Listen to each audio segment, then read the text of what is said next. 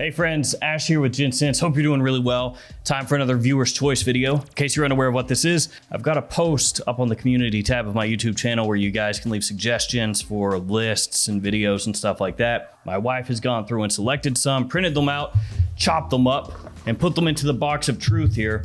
So I'm just gonna randomly reach in, pick one out, and whatever it is, I have to do that video flying by the seat of my pants. Just coming up with everything off the top of my head. So let's see what today's video is. It is from Quentin Antoine. Please do a series of videos about how a fragrance is created, from the first idea to the store, including the design, production, etc. You have a lot of knowledge and contacts in this area. It would be awesome to see the backstage of our favorite fragrances. So that's what we're doing today. Let's talk about fragrances and how they's made.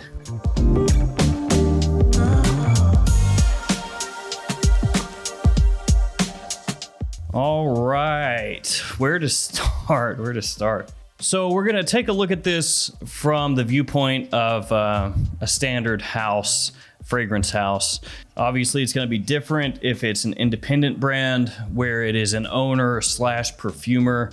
They do everything in-house. All right, so as far as fragrances, how the idea comes, it can be a lot of different things. Perfumers, pretty much any of them, especially perfumers that work at any of the major flavoring houses. We're talking Givaudan, Firmenich, Takasago, Simrise, etc., etc. Those perfumers will already have a lot of fragrances or references that they've already completed that they have pretty much just hanging out. So what that means is sometimes the fragrances that actually do end up getting released are things that maybe weren't done from the ground up for a brief that was written. It's just something that the perfumer thought would match pretty well, and they just send it on, stuff they've already worked on. Also, sometimes you'll have perfumers come up with a fragrance and they'll think this is really good, and if they have enough clout, they might shop it around a little bit. Just as an example, and this goes back pretty far, but Pierre Bourdon with Cool Water, apparently, as has been relayed to me by perfumers that he mentored, and this is not he said, she said, this is direct phone conversations that I've had. He took Cool Water, the completed Cool Water, which became a massive success, and shopped it around to different fragrance houses. Said, hey, I got this fragrance done. I think it's gonna be really good. You know, check it out, and would you be interested in releasing this? And he got turned down over and over and over. Some big houses, including Hermes, turned him down. They turned Pierre Bourdon down and said, no thanks, don't want it. Eventually, Davidoff, who was a bit smaller at the time, I mean, they're still not a massive fragrance house, but they took a swing, and they said, yeah, we'll go with it. Sometimes fragrances are almost made in reverse. You know, it's not the brand that says, hey, this is what we want, and the perfumers work on it. Sometimes the perfumers have it, they kick it to brands until they find a buyer. Let's think about it as if we're coming up with the fragrance right now. So when you write a brief, it can be as brief or as lengthy as you want. There are no hard and fast rules. Actually, a lot of briefs, if you want to call them that, from big time houses, you know, we're talking Dior's and the like, are super simple, just really bare bones. But what you're trying to do with the brief is paint out a picture for the perfumer and say, this is what I'm going for. This is the idea. This is what I want it to encapture. So you can say, I would like a focus on these notes. You could say, I really don't want these notes at all. You could put in other fragrances as reference points. So if you were saying this would be going to battle with these fragrances, right? So like, let's say you're Ralph Lauren, you're coming out with Ralph's Club, right? You do in the references, why Eau de Parfum, Bleu de Chanel, Dior Sauvage, whatever, and say these are reference points for you. These are fragrances that you can compare this up against because that's what we want to market against. You aren't necessarily saying, make it smell like this, although sometimes that is what happens. So again, you can go into as much detail or as little detail as you want in the brief. It's dependent on what your style is. I know that Victor Wong with Zoologist doesn't do a typical brief, like a written out brief. He makes a mood board. So essentially it's a whole bunch of different little pictures that are supposed to get across the mood of the fragrance that he's going for. And then I think he has some like descriptive words in there that would be describing the fragrance, the potential fragrance to come out of it all. So like I said, a bit different. You can do briefs a whole bunch of ways. And it's really up to you and how the perfumers can interpret the brief. And I'll always put in there that if the perfumer, reads the brief and they think, oh, this is interesting, but I'd like to try to take it this way and see how that works, that they have full and total and complete freedom to do that. Once you do the brief, you send that off to the perfumer. Now, if you're working with a large flavoring house, again, Givaudan, Firmenich, et cetera, you have to give them your cost per kilogram that you're trying to get everything into production at. So cost per kilogram is what it says, cost per kilogram of the oil. Typically, you're going to have kind of a middle person. You'll send off the briefs, but you don't send them directly to the perfumers unless you're maybe a major house and you're always working with the same perfumer. If it's an in-house perfumer, that's something different. Like Jean-Claude Eleno was at Hermes. That's a different kind of working relationship that they had as compared to most houses. If it's an in-house perfumer, obviously they're working directly with the creative director or just doing things on their own.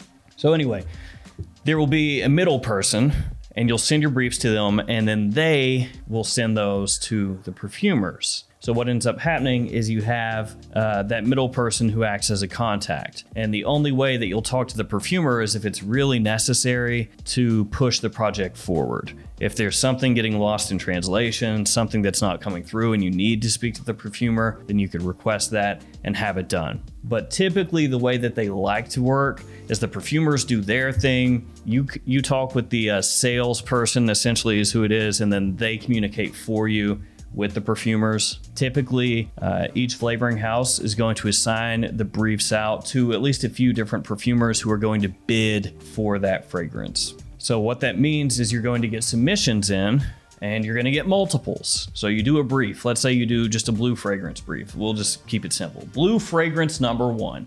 You send it out, the brief for it. You're going to get back, it could be 6, maybe 7, maybe 5. There's no hard and fast number, but you're going to get a lot of different submissions.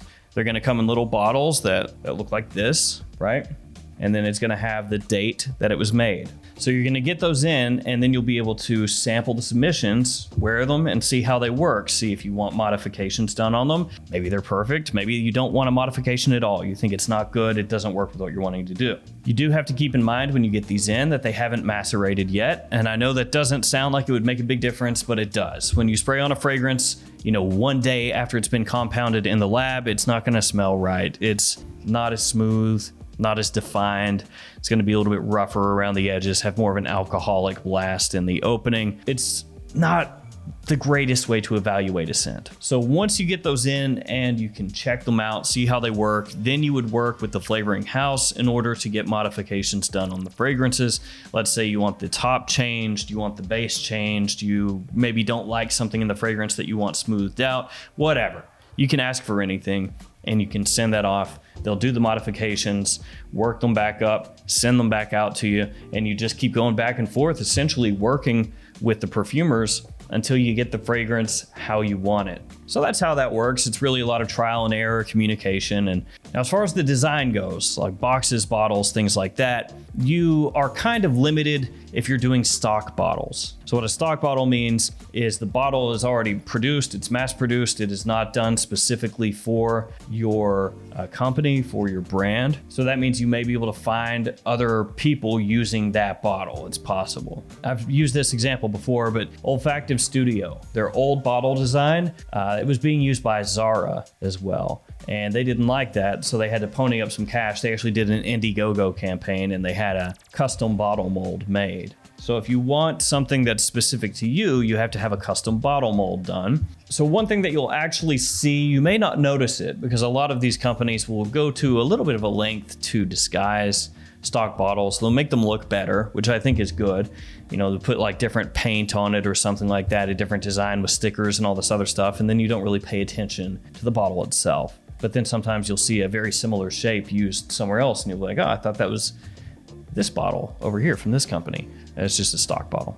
Then of course, there's also stock caps. A lot of companies, especially when they're starting out, need to use stock things because you don't know really if it's going to take off yet and the investment is pretty steep, which is why sometimes you'll see companies change their design as time goes. You get more money things are going along, and then you can go ahead and get the custom bottle mold. As far as the design of the packaging, typically you would have an in-house designer. You could go ahead and get somebody from outside to do that for you, but most of these companies, especially the ones that are more established, are gonna have in-house designers. And so you'll kick around ideas, you know, I thought about this, thought about that. The designer will take it, they'll take your ideas and they'll flesh it out and turn it into something you can look at. And typically it'll be a little presentation. You have multiple choices on there, and then you'll be able to say, this one, this one, this one, this one I like. Let's build off these. Let's get some different variations going until we get it right how we want it. These ones I don't really like, kick those to the side. And so it becomes a lot more like the perfumery part, where you're going back and forth with the designer until you get everything how you want it. And with production,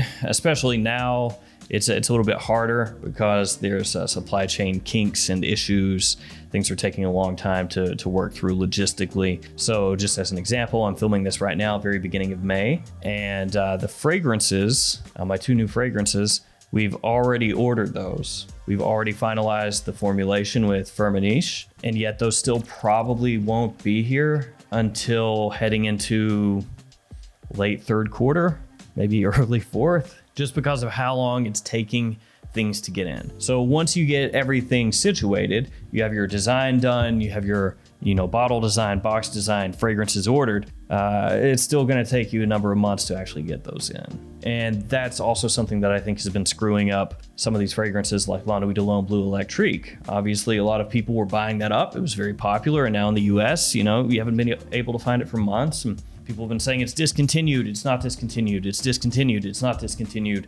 My guess is they're just having such issues with supply chain that it's just unavailable until they can make it available. So yeah, that's a little bit of a rundown of how it works from beginning to end. It ends up being a lot of meetings, a lot of conference calls, a lot of back and forth, and there's a lot of different players to get anything to market. You know, you have to work with the perfumers, with the flavoring houses, and with these fragrances that I have coming out, I'll probably travel up to Columbus, Ohio. That's where Michael Molo is headquartered out of, and kind of show you guys through the whole process of like the bottling, packaging, all that stuff. I'll go onto the factory floor and show you kind of how it's done. So I'll go ahead and cut it here. So thanks, Quentin. Appreciate that. And again, anybody wants to leave their request, find the thing on the community tab. It's probably way down there, but you can find it. Just scroll. Thank you guys. I'll see you tomorrow with another fragrance video. Stay safe out there.